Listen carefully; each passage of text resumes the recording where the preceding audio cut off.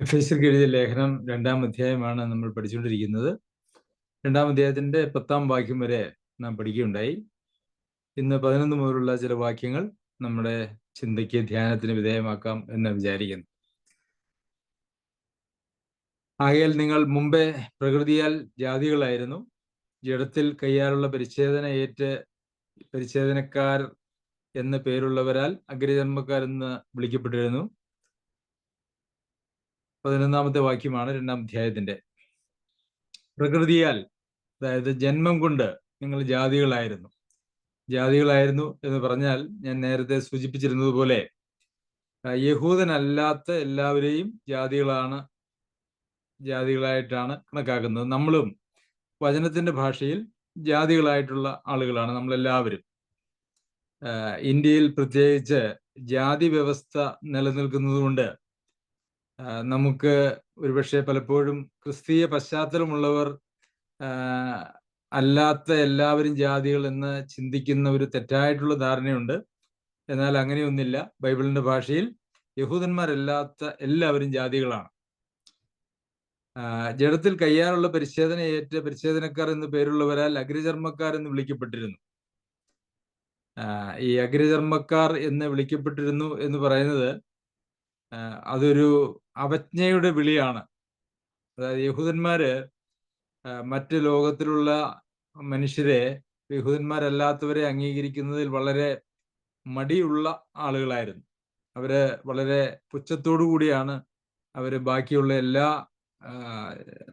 മതങ്ങളിലും രാജ്യങ്ങളിലുമുള്ളവരെ കണ്ടുകൊണ്ടിരുന്നത്. വളരെ ഈ പരിച്ഛേദനക്കാർ എന്ന് പറഞ്ഞ് ആക്ഷേപിക്കുന്നതായിട്ടുള്ള വാക്കുകള് നമുക്ക് ബൈബിളിലെ പഴയ നിയമത്തിൽ പ്രത്യേകിച്ച് കാണാനായിട്ട് സാധിക്കും. ന്യായാധിപന്മാരുടെ പുസ്തകം 14-ാമത്തെ അധ്യായത്തില് അവന്റെ അപ്പനും അമ്മയും അവനോട്, അഗ്രചർമ്മികളായ ഫെലിസ്ത്യരിൽ നിന്ന് നീ ഒരു ഭാര്യയെ എടുക്കാൻ പോകേണ്ടതിന് നിന്റെ സഹോദരന്മാരുടെ കന്യകുമാരിലും നമ്മുടെ സകല ജനത്തിലും യാതൊരുത്തിയും ഇല്ലയോ എന്ന് ചോദിച്ചു എന്ന് നമ്മൾ വായിക്കുന്നുണ്ട്. അതുപോലെ തന്നെ പിന്നെ അവൻ വളരെ ദാഹിച്ചിട്ട് യഹോവയോട് നിലവിളിച്ചു, അടിയന്റെ കയ്യാൽ ഈ മഹാജയം നീ നൽകിയല്ലോ, ഇപ്പോൾ ഞാൻ ദാഹം കൊണ്ട് മരിച്ച് അഗ്രചർമ്മികളുടെ കയ്യിൽ വീഴണമോ എന്ന് പറഞ്ഞു. അപ്പോൾ ഈ അഗ്രചർമ്മികൾ എന്ന് പറയുന്നത് യഹൂദന്മാരല്ലാത്ത എല്ലാവരെയും ആക്ഷേപിച്ച് സംസാരിക്കുന്ന ഒരു പദമാണ്. ഞാൻ 1-2 ഉദാഹരണം പറഞ്ഞെന്ന് മാത്രമേ ഉള്ളൂ. അതുപോലെയുള്ള മറ്റുദാഹരണങ്ങൾ നമുക്ക് പഴയ നിയമത്തിൽ കാണുവാനായിട്ട് സാധിക്കും. അപ്പോൾ ഒരു അഗ്രചർമ്മി അല്ലെങ്കിൽ അഗ്രചർമ്മക്കാർ എന്ന് വിളിക്കുന്നത് ഒരു പുച്ഛത്തിന്റെ വിളിയായിട്ടാണ് യഹൂദന്മാരുടെ ഇടയിൽ ഉണ്ടായിരുന്നത്.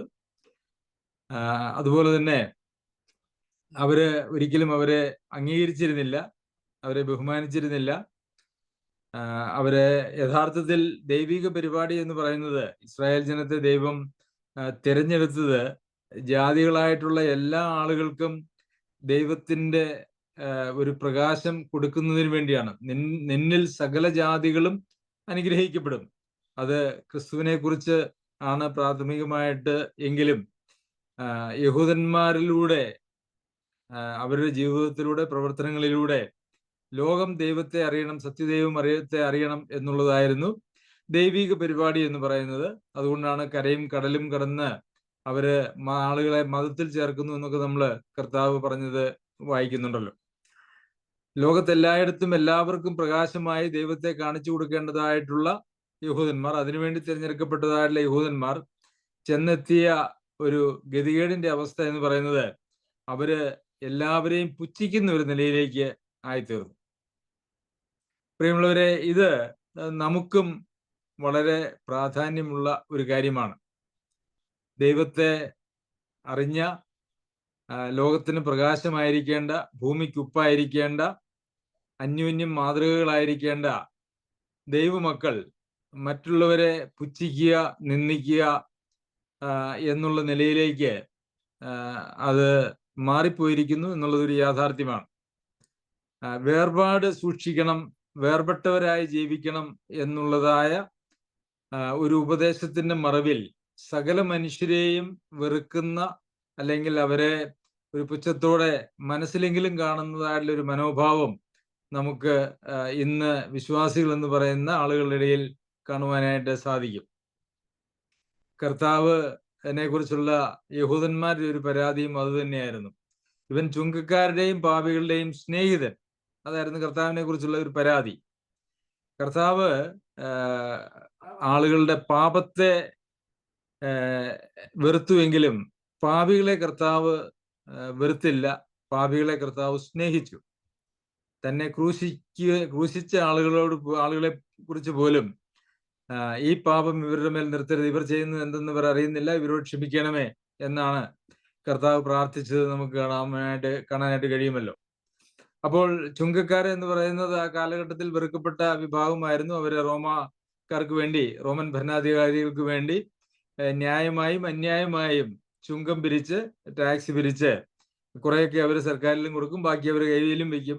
അതുകൊണ്ട് അവര് എല്ലാവരാലും വെറുക്കപ്പെട്ട ആളുകളായിരുന്നു. എന്നാൽ അവർക്ക് റോമൻ സാമ്രാജ്യത്തിന്റെ സംരക്ഷണം ഉണ്ടായിരുന്നു എന്നുള്ളത് കൊണ്ട് അവരെ ഒന്നും ചെയ്യുവാനായിട്ട് കഴിയുമായിരുന്നില്ല. അപ്പോൾ കർത്താവിനെ കുറിച്ചുള്ള ആരോപണം, അവൻ ചുങ്കക്കാരുടെയും പാപികളുടെയും സ്നേഹിതൻ.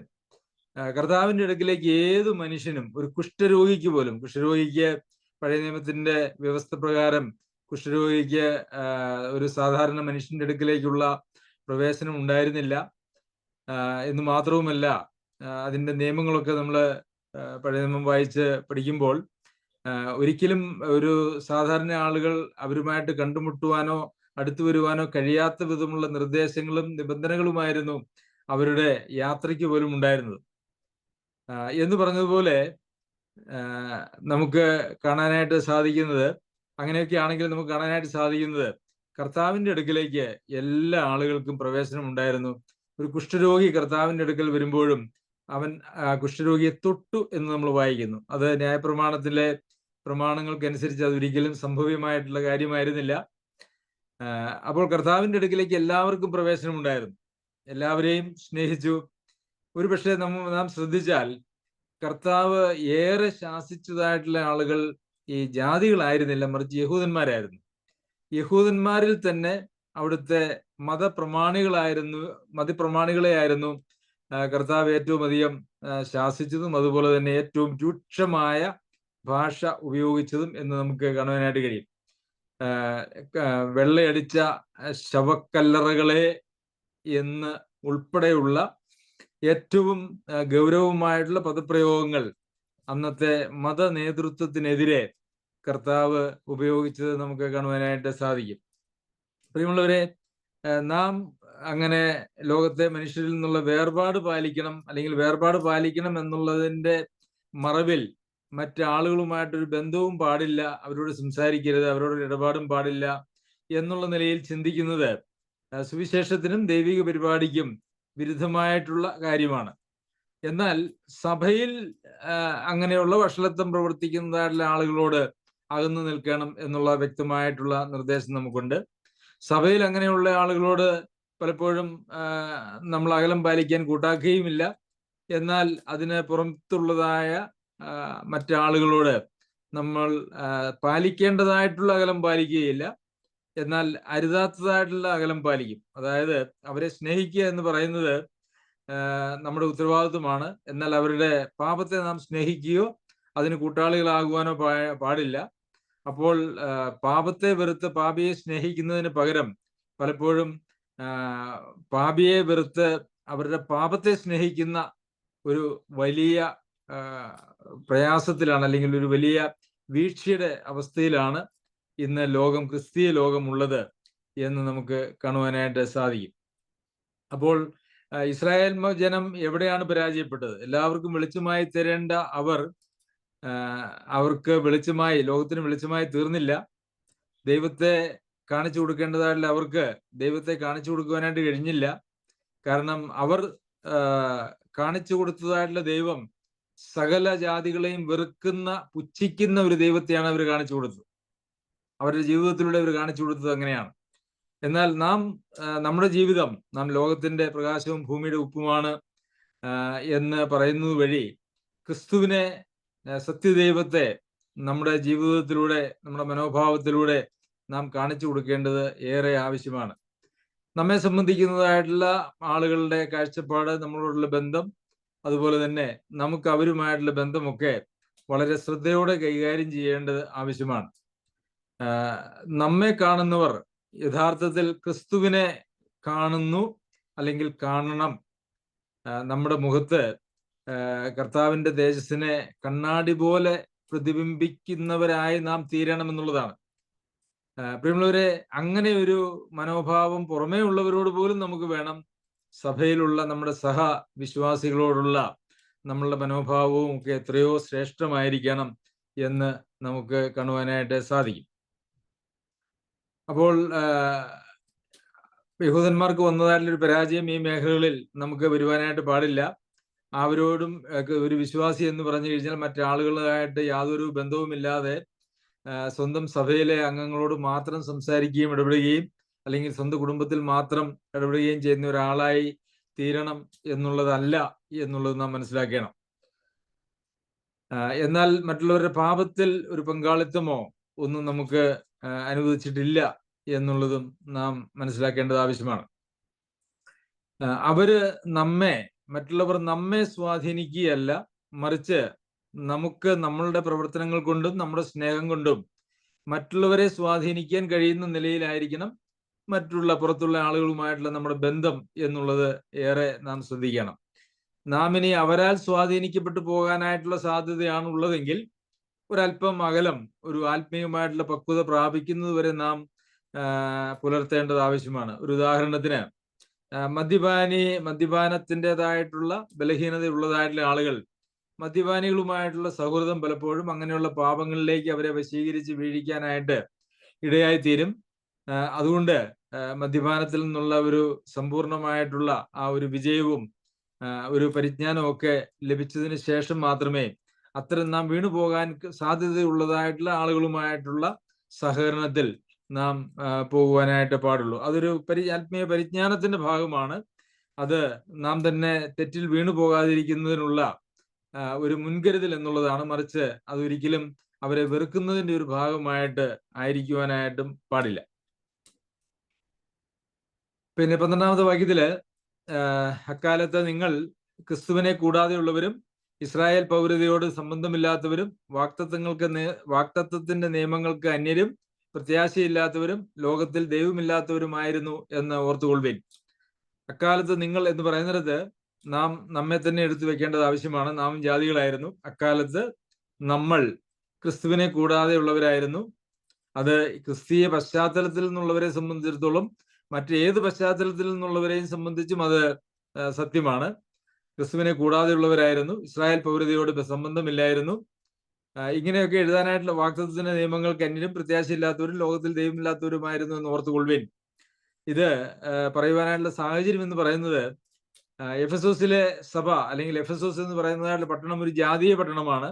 ആ സഭയിൽ ഉണ്ടായിരുന്നതായ മിക്കവാറും എല്ലാവരും തന്നെ ജാതീയ പശ്ചാത്തലത്തിൽ നിന്നും അല്ലെങ്കിൽ യഹൂദേതര പശ്ചാത്തലത്തിൽ നിന്നും വിശ്വാസത്തിലേക്ക് വന്നവരായിരുന്നു എന്നുള്ളതുകൊണ്ട് അവരുടെ പഴയ കാലത്തെ ഒന്ന് ആത്മീകമായിട്ടുള്ള കണ്ണുകളിലൂടെ ഒന്ന് കാണാൻ അവരെ സഹായിക്കുകയാണ് ചെയ്യുന്നത്. എന്തൊക്കെയാണ്?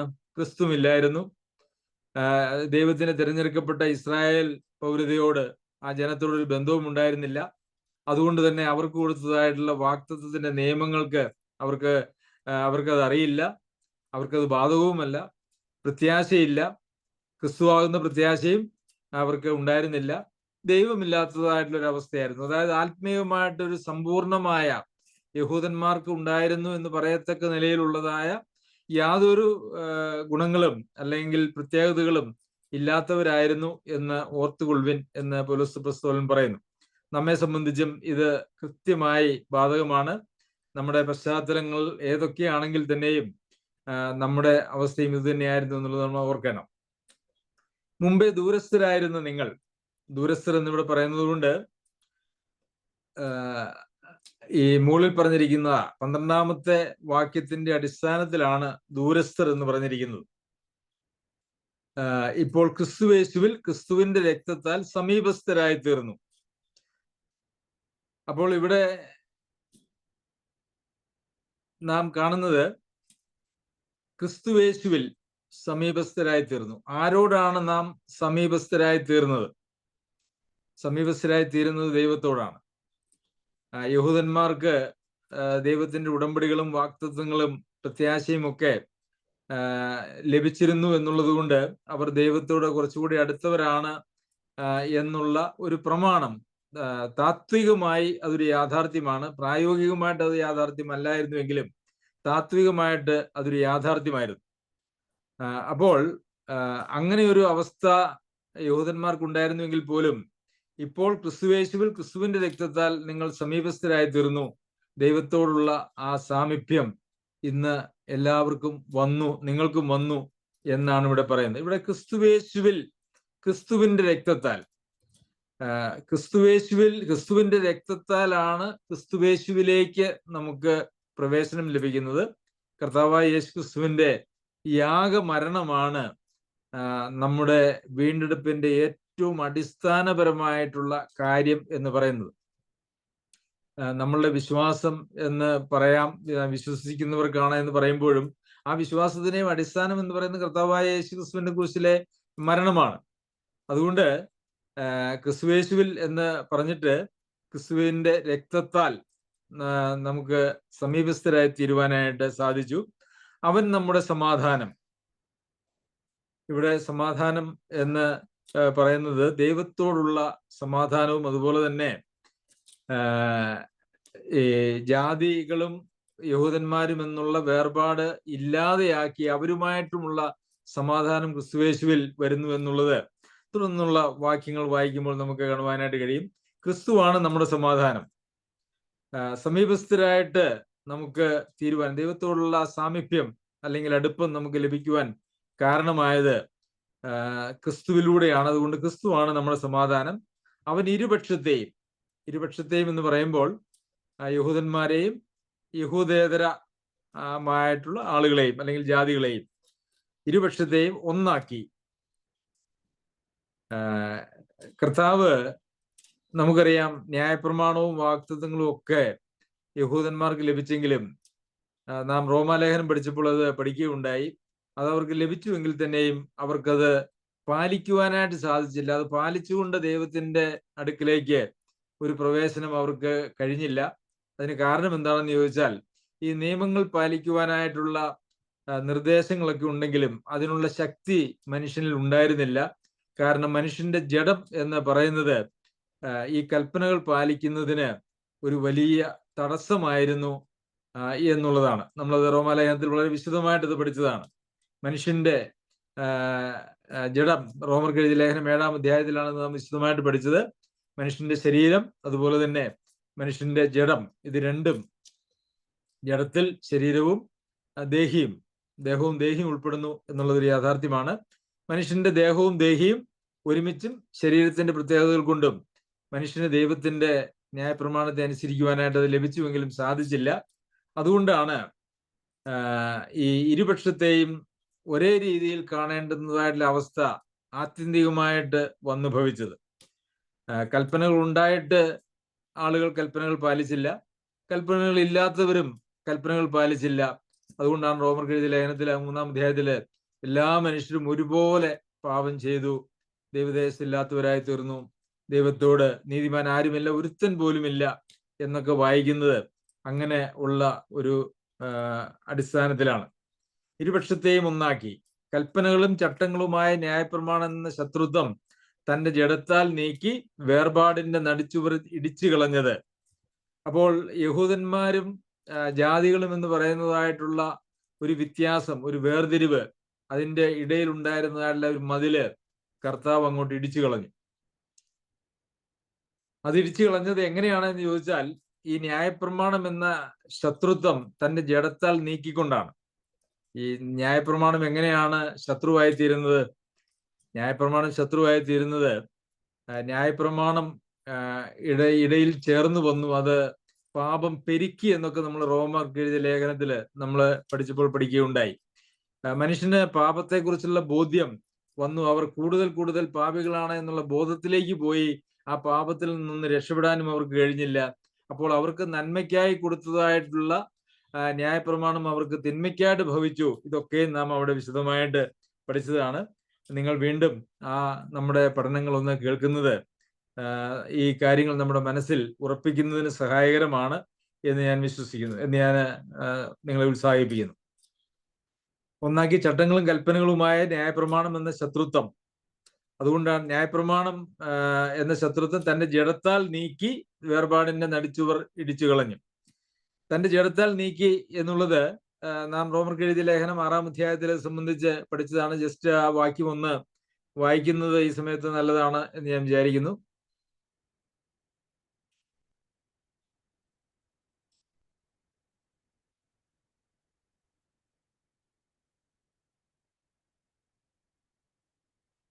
റോമർക്ക് എഴുതിയ ലേഖനം 8-ാം അധ്യായത്തിന്റെ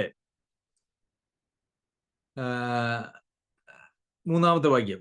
ജഡത്താലുള്ള ബലഹീനത നിമിത്തം ന്യായപ്രമാണത്തിന് കഴിയാഞ്ഞതിനെ സാധിപ്പാൻ ദൈവം തന്റെ പുത്രനെ പാപജഡത്തിന്റെ സാദൃശ്യത്തിലും പാപനിമിത്തവും അയച്ചു.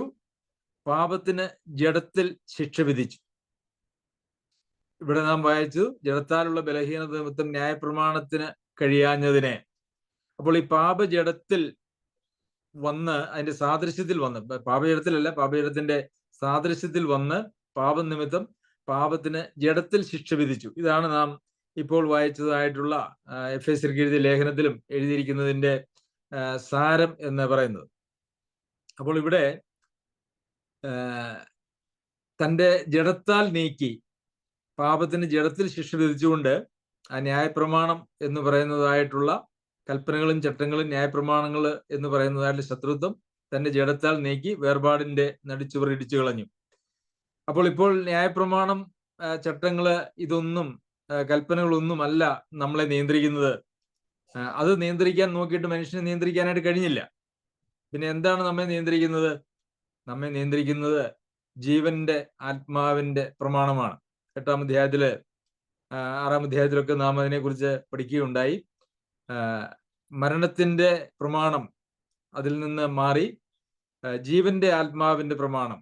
ഇന്ന് നാം നിയന്ത്രിക്കപ്പെടേണ്ടത് ഏതെങ്കിലും കൽപ്പനകളുടെ എന്തെങ്കിലും കൽപ്പനകൾ അനുസരിച്ച് നന്നാകാമെന്നുള്ള നിലയിലോ കൽപ്പനകൾ അനുസരിച്ച് ദൈവത്തെ പ്രസാദിപ്പിക്കാമെന്നുള്ള നിലയിലോ അല്ല. ദൈവത്തെ സ്നേഹിക്കുന്നത് കൊണ്ട്, ദൈവത്തെ ആത്മാവ് നമ്മിൽ വസിച്ചുകൊണ്ട് ആ ആത്മാവിന്റെ നിയന്ത്രണത്തിൽ നാം ജീവിക്കുന്നത് കൊണ്ട് നാം ആ കൽപ്പനകളെല്ലാം അനുസരിക്കുന്നു. സ്വാഭാവികമായിട്ട് നമ്മുടെ ഉള്ളിൽ നിന്നും, പുറമേ നിന്നുള്ള ഒരു സമ്മർദ്ദത്തിന്റെ അടിസ്ഥാനത്തിലല്ല ദൈവികമായ കൽപ്പനകൾ ഇന്ന് ഒരു ദൈവ പൈതൽ അനുസരിക്കേണ്ടത്. മറിച്ച് അത് അവന്റെ ഉള്ളിൽ നിന്നുള്ളതായ ജീവന്റെ ആത്മാവിന്റെ പ്രമാണത്തിന്റെ നിർബന്ധത്താലാണ്. ഇതാണ് ന്യായപ്രമാണവും അതുപോലെ തന്നെ ഈ കൃപയുടെ പ്രമാണവും തമ്മിൽ, അല്ലെങ്കിൽ ജീവന്റെ ആത്മാവിന്റെ പ്രമാണവും തമ്മിലുള്ള വ്യത്യാസം എന്ന് പറയുന്നത്. എന്നാൽ ഇന്ന് സങ്കടകരമായിട്ടുള്ള ഒരു കാര്യം, ഇന്ന് വിശ്വാസികൾ എന്ന് പറയുന്നതായിട്ടുള്ള ആളുകളെ നിയന്ത്രിക്കുന്നത് പലപ്പോഴും നിയമങ്ങളാണ്. അല്ലെങ്കിൽ ഒരുപക്ഷെ സഭയിൽ നിന്നുള്ള അച്ചടക്ക നടപടികളോ, അല്ലെങ്കിൽ എൻ്റെ സാക്ഷ്യം വല്ലതും പോകുമോ എന്നുള്ള ഭയമോ, അതല്ല എങ്കിൽ പോലീസിനോടുള്ള ഭയമോ, അല്ലെങ്കിൽ ദൈവം വല്ലതും ശിക്ഷിക്കുമോ എന്നുള്ള ഭയമൊക്കെയാണ് പലപ്പോഴും ഈ പാപത്തിൽ നിന്നും പാപത്തിന്റെ വഴികളിൽ നിന്നും മനുഷ്യനെ, വിശ്വാസികൾ എന്ന് പറയുന്നതായിട്ടുള്ള ആളുകളെ മാറ്റി നിർത്തുന്നത് എന്ന് നമുക്ക് കാണാം. പ്രിയമുള്ളവരെ, അവരെ വിശ്വാസികൾ എന്ന് വിളിക്കുവാനായിട്ട് ഒരിക്കലും കഴിയുന്നതല്ല.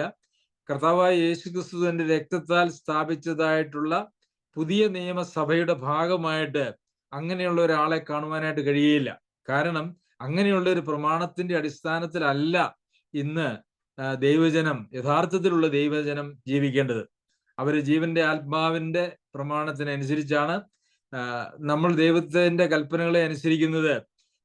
ഇനി ഇപ്പൊ ഒരു ഉദാഹരണം പറഞ്ഞാൽ, നാം മദ്യപിക്കാതിരിക്കുന്നത്, മദ്യപിച്ചു കഴിഞ്ഞാൽ ശരീരത്തിന് ദോഷം വരും, പൈസ പോകും, ആരെങ്കിലും ഒക്കെ കണ്ടു കഴിഞ്ഞാൽ അത് ക്ഷീണമാണ്, സഭയിൽ ആരെങ്കിലും പറഞ്ഞു കഴിഞ്ഞാൽ ചിലപ്പോൾ അച്ചടക്ക നടപടികളൊക്കെ എടുക്കും, മോശമാണ്. അങ്ങനെയുള്ള കാര്യങ്ങളുടെ അടിസ്ഥാനത്തിലാണ് നാം ഒരാൾ മദ്യപിക്കാതിരിക്കുന്നതെങ്കിൽ അത് ന്യായപ്രമാണത്തിന് കീഴിൽ ജീവിക്കുന്ന ഒരാളുടെ അതേ സ്വഭാവമാണ് കാണുന്നത്.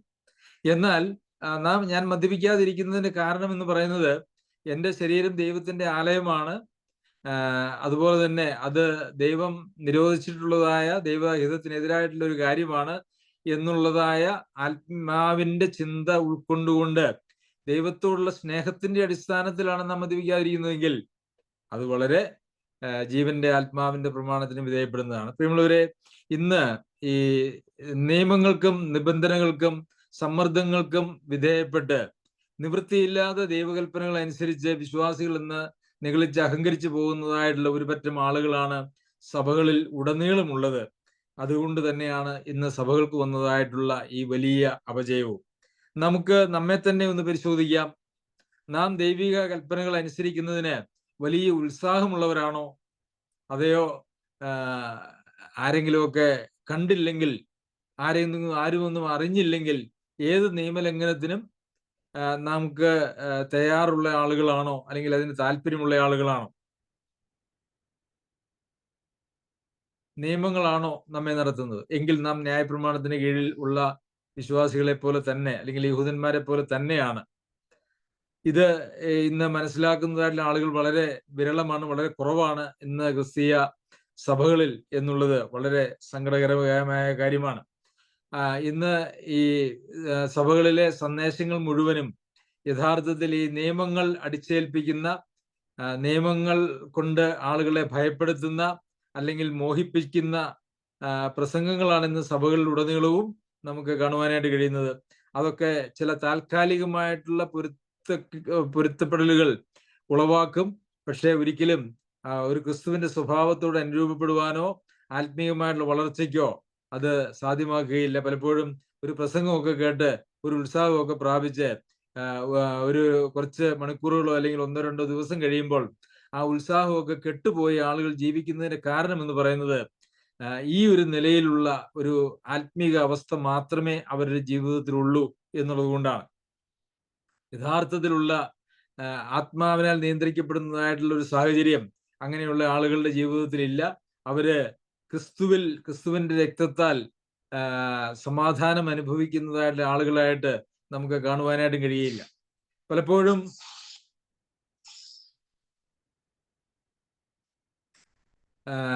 സമാധാനം കർത്താവായ യേശുക്രിസ്തുവിലാണ് സമാധാനം. സുവിശേഷമൊക്കെ പറയുമ്പോൾ യഥാർത്ഥ സമാധാനം അനുഭവിക്കുവാനായിട്ട് കർത്താവിലേക്ക് വരണമെന്നൊക്കെ പ്രസംഗിക്കുമെങ്കിലും അനേകം ആളുകളും ഈ സമാധാനമുള്ളവരല്ല. ക്രിസ്തീയ സഭകളിലുള്ളവരും സമാധാനമല്ല. അവരുടെ കുടുംബജീവിതത്തിലോ അവരുടെ വ്യക്തി ജീവിതത്തിലോ ഒക്കെ പരിശോധിച്ചു കഴിഞ്ഞാൽ അവര് സമാധാനം അനുഭവിക്കുന്നവരല്ല. എന്തെങ്കിലുമൊക്കെ ചെറിയ പ്രശ്നങ്ങൾ വരുമ്പോഴേക്കും അവരൊക്കെ വലിയ പിറുപിറുപ്പും ദൈവത്തോടും മനുഷ്യരോടും അതുപോലെ തന്നെ സഭയിലും കുടുംബങ്ങളിലും ഒക്കെ വലിയ പിറുപിറുപ്പും പ്രശ്നങ്ങളും ഉണ്ടാക്കുന്ന ആളുകളാണ്. സമാധാനം അവർ വാഗ്ദത്തം ചെയ്യുന്നുവെങ്കിലും അവർ സമാധാനം കൊടുക്കുവാൻ പ്രാപ്തരുമല്ല, സമാധാനം അനുഭവിക്കുവാനായിട്ട് അവർക്ക് കഴിയുന്നതുമല്ല. സമാധാനം അവരുടെ ജീവിതത്തിൽ ഇല്ല എന്നുള്ളത് നമുക്ക് കാണുവാനായിട്ട് സാധിക്കും. അപ്പോൾ ഈ സമീപത്തുള്ളവർക്കും ദൈവത്തോട് ഇരുപക്ഷത്തെയും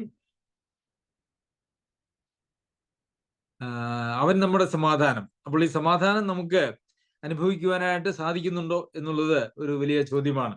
ആ സമാധാനം ദൈവത്തോടുള്ള സമാധാനവും അതുപോലെ തന്നെ സഹ വിശ്വാസികളോടും സമൂഹത്തിലുമുള്ള ആളുകളോട് ഉള്ള സമാധാനം. സമാധാനം ഉണ്ടാക്കി 15-ാമത്തെ വാക്യം, സമാധാനം ഉണ്ടാക്കിക്കൊണ്ട് ഇരുപക്ഷത്തെയും തന്നിൽ ഒരേ പുതുമനുഷ്യനാക്കി സൃഷ്ടിപ്പാനും ക്രൂശിൽ വെച്ച് ശത്രുത്വം ഇല്ലാതാക്കി അതിനാൽ ഇരുപക്ഷത്തെയും ഏകശരീരത്തിൽ ദൈവത്തോട് നിരപ്പിപ്പാനും തന്നെ. അപ്പോൾ ഈ വേർപാടിന്റെ നടിച്ചുവർ ഇളിച്ചു കളഞ്ഞത് കൽപ്പനകളും ചട്ടങ്ങളും ന്യായപ്രമാണം, ചട്ടങ്ങളും കൽപ്പനകളുമായ ന്യായപ്രമാണം എന്ന ശത്രുത്വം ജഡത്താൽ നീക്കി വേർപാടിന് നടിച്ചുവർ ഇടിച്ചു കളഞ്ഞത് എന്തിനാണ്? എന്റെ ലക്ഷ്യം എന്താണ്? സമാധാനം ഉണ്ടാക്കണം. എന്നിട്ട് ഇരുപക്ഷത്തെയും തന്നിൽ ഒരേ പുതുമനുഷ്യനാക്കി. അവിടെ പക്ഷ ഭേദമില്ല. യഹൂദന്മാരെന്ന് പറയുന്നതായിട്ടുള്ള പ്രത്യേക പരിഗണന കർത്താവായ യേശുക്രിസ്തുവിലില്ല. ആ നടിച്ചുവർ ഇടിച്ചു കളഞ്ഞു. അതുകൊണ്ട് തന്നെ ഇരുപക്ഷത്തെയും തന്നിൽ ഒരേ പുതുമനുഷ്യനാക്കി സൃഷ്ടിപ്പാനും. അപ്പോൾ കർത്താവായ യേശുക്രിസ്തുവിൽ സൃഷ്ടിക്കപ്പെട്ടിരിക്കുന്നതായിട്ടുള്ള ആളുകൾ എല്ലാവരും ഒരുപോലെയാണ്. നാം ഇതിന്റെ 10-ാമത്തെ വാക്യത്തിൽ നാം വായിക്കുകയുണ്ടായി, ക്രിസ്തുയേശുവിൽ സൃഷ്ടിക്കപ്പെട്ടവരാകുന്നു. നാം അവന്റെ കൈപ്പണിയായി സൽപ്രവർത്തികൾക്ക് ആയിട്ട് ക്രിസ്തുയേശുവിൽ സൃഷ്ടിക്കപ്പെട്ടവരാകുന്നു. ഇവിടെ നാം വായിക്കുന്നത് അങ്ങനെ ഒരേ മനുഷ്യനായി എല്ലാവരും ഒരേപോലെയാണ് ദൈവം സൃഷ്ടിച്ചിരിക്കുന്നത്, പുതിയ സൃഷ്ടി എന്നുള്ള നിലയിലാക്കിയിരിക്കുന്നത്. ക്രൂശിന്മേൽ വെച്ച് ശത്രുത്വം ഇല്ലാതാക്കി അതിനാൽ ഇരുപക്ഷത്തെയും ഏകശരീരത്തിൽ ദൈവത്തോട് നിരപ്പിപ്പാൻ തന്നെ.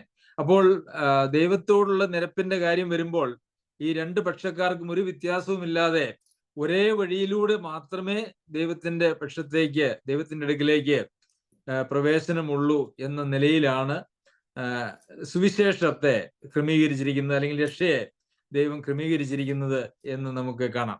അപ്പോൾ രണ്ട് പക്ഷം എന്ന് പറയുന്നതായിട്ടുള്ള ഒരു അവസ്ഥ ഒരിക്കലും ഇല്ല. നമുക്ക് പഴയ നിയമത്തിൽ, നമ്മുടെ പുതിയ നിയമ സഭകളിലേക്ക് അല്ലെങ്കിൽ 1-ാം നൂറ്റാണ്ടിലെ സഭയിലേക്ക് നോക്കിയാൽ അവിടെ ഈ ജാതികൾ, യഹൂദന്മാരും ജാതികളും തമ്മിലുള്ളതായ ചില പ്രശ്നങ്ങളൊക്കെ ഉണ്ടായിരുന്നു എന്നുള്ളതിനപ്പുറം ഈ സഭകളിൽ ഒന്നിലും അങ്ങനെ വ്യത്യസ്ത ജാതികൾ ഉണ്ടായിരുന്ന എങ്കിൽ തന്നെയും അവര് തമ്മിലുള്ളതായിട്ടുള്ള ഒരു ജാതി വ്യത്യാസം ഉണ്ടാകുന്നതായിട്ട് നമുക്ക് കാണാനായിട്ട് കഴിയുന്നില്ല. അവരുടെ ഇടയിൽ ഭിന്നതയുണ്ടായിരുന്നു. പക്ഷേ ഞാൻ പൗലോസിന്റെ പൗലോസിന്റെ പക്ഷക്കാരൻ, അപ്പൊല്ലോസിന്റെ പക്ഷക്കാരൻ, പിന്നെ കേഫാവിന്റെ പക്ഷക്കാരൻ, പത്രോസിന്റെ പക്ഷക്കാരൻ, ക്രിസ്തുവിന്റെ പക്ഷക്കാരൻ, അങ്ങനെയൊക്കെയുള്ള പക്ഷം ഉണ്ടായിരുന്നു എന്നുള്ളതല്ലാതെ അവരുടെ പശ്ചാത്തലത്തിൽ ഏതെങ്കിലും ഉണ്ടായിരുന്ന ജാതിയുടേതായിട്ടുള്ള പക്ഷഭേദങ്ങൾ അവരുടെ ഇടയിൽ ഉണ്ടായിരുന്നില്ല എന്നുള്ളത് നമുക്ക് ദൈവവചനം ശ്രദ്ധിച്ചാൽ നമുക്ക് മനസ്സിലാക്കുവാനായിട്ട് സാധിക്കും. സഭകളിലൊന്നും ഉണ്ടായിരുന്നില്ല. എന്നാൽ ഈ കാലഘട്ടത്തിൽ അത് വളരെ വ്യാപകമായിട്ട് നമ്മുടെ നാട്ടിൽ ഉണ്ട് എന്നുള്ളതും ഒരു യാഥാർത്ഥ്യമാണ്. നമ്മളുടെ നാട് വിട്ട് പാശ്ചാത്യ നാടുകളിലേക്ക് പോയി കഴിഞ്ഞാൽ അവിടെ ഇത് വളരെ കുറവാണ്, അങ്ങനെ കാര്യമായിട്ടില്ല എന്ന് നമുക്ക് കാണുവാനായിട്ട് കഴിയും. അതിന്റെ ഒരു അടിസ്ഥാന കാരണം എന്ന് പറയുന്നത് നമ്മുടെ ഇന്ത്യൻ സംസ്കാരത്തിൽ ഈ ജാതി വ്യവസ്ഥ ഉണ്ടായിരുന്നു. അപ്പോൾ പല ജാതികൾ, നാനാവിധ ജാതികൾ ഓരോ സ്റ്റേറ്റിലും നമുക്ക് കാണുവാനായിട്ട് സാധിക്കും. ഈ ജാതിയുടെ അടിസ്ഥാനത്തിലുള്ള തൊഴിലുകൾ അവിടെ ഉണ്ടായിരുന്നു. അതുകൊണ്ട് ഈ ജാതി വ്യവസ്ഥ വളരെ രൂഢമൂലമായിട്ട് നമ്മുടെ സംസ്കാരത്തിൽ ഉണ്ടായതുകൊണ്ട് കർത്താവായ യേശുക്രിസ്തുവിലേക്ക് വരുമ്പോഴും അങ്ങനെ ഒരു ജാതി വ്യവസ്ഥ തുടരുന്ന വലിയ അപകടകരമായ ഒരു അവസ്ഥ നമുക്ക് ക്രിസ്തീയ ഗോളത്തിൽ നോക്കിയാൽ കാണുവാനായിട്ട് കഴിയും. പല സഭകൾക്കും താഴ്ന്ന ജാതിക്കാരെന്ന് പറയുന്നതായിട്ടുള്ള ആളുകളിൽ നിന്ന് അല്ലെങ്കിൽ വിഭാഗങ്ങളിൽ നിന്ന് വന്നതായിട്ടുള്ള ആളുകൾക്ക് പ്രത്യേകം സഭാ കൂടിവരവുകളും അല്ലെങ്കിൽ പ്രത്യേകം അങ്ങനെ ലത്തീൻ എന്ന് പറയുന്ന ഒരു വിഭാഗം നമുക്ക് റോമൻ കത്തോലിക്കരുടെ ഇടയിൽ കാണാനായിട്ട് കഴിയും. അതുപോലെ തന്നെ ഈവൻ സുവിശേഷ വിഹിത സഭകളിലും അങ്ങനെ ചില സഭാവിഭാഗങ്ങളിൽ നിന്നോ പശ്ചാത്തലങ്ങളിൽ നിന്നോ വന്നവർക്ക് വേണ്ടിയിട്ടുള്ള പ്രത്യേക കൂട്ടായ്മകൾ ഒക്കെ ഉണ്ട് എന്നുള്ളത് നമുക്ക് കാണുവാനായിട്ട് സാധിക്കും. ആ വേർപാടിന്റെ നടിച്ചുവർ ഇടിച്ചു കളയാതെ വേർപാടിന്റെ ചുവരുകൾ കെട്ടിപ്പൊക്കുന്നതായിട്ടുള്ള ഒരു സംവിധാനം ഇന്ന് നമുക്ക് സഭകളിൽ പലയിടത്തും ഉണ്ട് എന്നുള്ളത് ഞാൻ ശ്രദ്ധിച്ചിട്ടുണ്ട്. എന്നാൽ അങ്ങനെയുള്ള വേർപാടിന്റെ ചുവരുകളൊന്നും ദൈവസഭയിൽ യാതൊരു പ്രസക്തിയും ഇല്ലാത്ത ഒരു കാര്യമാണ്. പലപ്പോഴും ആളുകൾ പഠിപ്പിക്കുമ്പോൾ ഇങ്ങനെയൊക്കെ പഠിപ്പിക്കുമെങ്കിലും പ്രത്യേകിച്ച് വിവാഹ ആലോചനകൾ വരുമ്പോൾ അവിടെയാണ് ആളുകളുടെ തനിനിറം പുറത്തു വരുന്നത്. വിവാഹ ആലോചനകൾക്ക് വരുമ്പോൾ പൊതുവെ അവര് നോക്കുന്നത് അവരുടെ കുടുംബ പശ്ചാത്തലം തുടങ്ങിയ കാര്യങ്ങളാണ്. അതിനാണ് വലിയ പ്രാധാന്യം കൊടുക്കുന്നത്. യഥാർത്ഥത്തിലുള്ള വീണ്ടും ജനനം പ്രാപിച്ചതായിട്ടുള്ള ആളുകൾക്ക് അവർ ക്രിസ്തുവിന്റെ സ്വഭാവത്തോട് അനുരൂപപ്പെട്ട് അവരെ രൂപാന്തരപ്പെട്ട് മുമ്പോട്ട് പോകുമ്പോൾ അവിടെ സംസ്കാരത്തിന്റെ, ജാതിയുടെയോ പശ്ചാത്തലത്തിന്റെ ഒന്നും പ്രശ്നങ്ങൾ അവിടെ വരുന്നില്ല.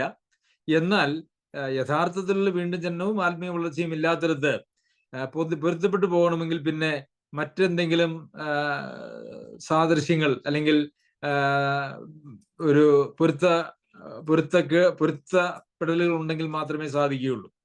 അപ്പോൾ ക്രിസ്തുവിലുള്ള ആ ബന്ധത്തിൽ മുമ്പോട്ട് പോകാൻ കഴിയാതെ ഇരിക്കുന്ന ആളുകളെ സംബന്ധിച്ചിടത്തോളം പൊരുത്തപ്പെട്ടു പോകണമെങ്കിൽ മറ്റ് കൊമ്പാറ്റബിലിറ്റീസ്, അല്ലെങ്കിൽ എന്താ പറയുക, മലയാളം വാക്ക് എനിക്ക് ഓർമ്മയില്ല, നമ്മൾ പൊരുത്തങ്ങൾ നോക്കേണ്ടത് ആവശ്യമാണ്. എന്നാൽ ക്രിസ്തുവിൽ ആയിരിക്കുകയും ക്രിസ്തു യേശുവിൽ വളരുകയും ചെയ്യുന്നതായിട്ടുള്ള ആളുകൾക്ക് പൊരുത്തം എന്ന് പറയുന്നത്, ഏറ്റവും വലിയ പൊരുത്തം എന്ന് പറയുന്നത് അതുതന്നെയാണ്. അതില്ലെങ്കിൽ പിന്നെ മറ്റ് പൊരുത്തങ്ങളാണ് മനുഷ്യനെ നിയന്ത്രിക്കുന്നത് എന്നുള്ളത് നമുക്കറിയാമല്ലോ.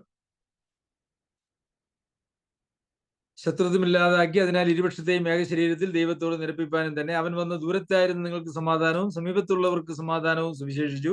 അതായത് ജാതികൾക്കും യഹൂദന്മാർക്കും എന്നാണ് അവിടെ ഉദ്ദേശിച്ചിരിക്കുന്നത്. അവൻ മുഖാന്തരം നമുക്ക് ഇരുപക്ഷക്കാർക്കും ഏകാത്മാവിനാൽ പിതാവിങ്കിലേക്ക് പ്രവേശനമുണ്ട്.